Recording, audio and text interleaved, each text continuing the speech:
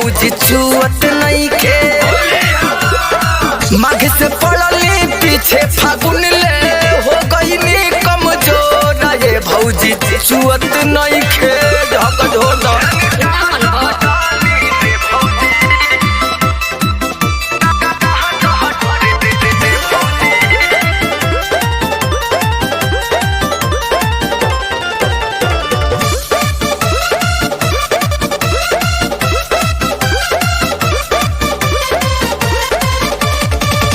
बुआ पूरी छानत बाड़ू फेटत बाड़ू भौजी बेसन।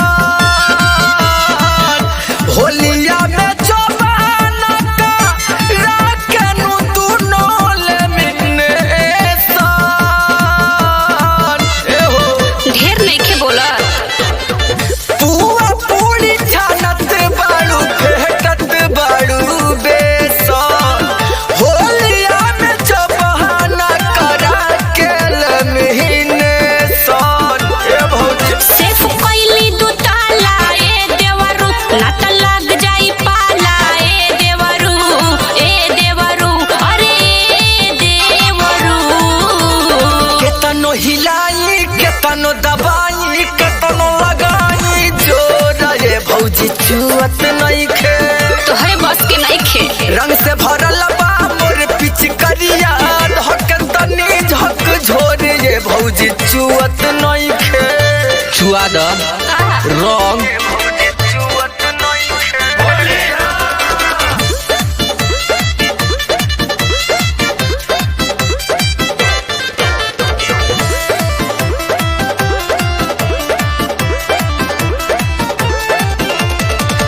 डर लगता कि कतही छूटे न कमानो निशान हो। बिनया बेदर्दी भैया ले लिए हमारो परान हो। एहो बुझतारू हम बुझतारे। डर लगता कि कोनो छूटे न निशान हो।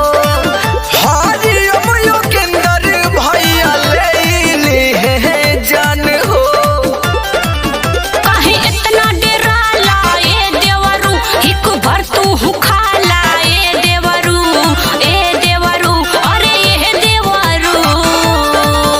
अरे जानी उपेंद्र हो खब सरेंडर हो जाई पूरा शोर ये भौजी छुअत नहीं खे। अरे तो जाके चुरा लो। रंग से भरल बा मोर पिचकरिया धक तनी झक झोर ये भौजी छुअत नहीं खे। हिला द पिचकारी धके भौजी।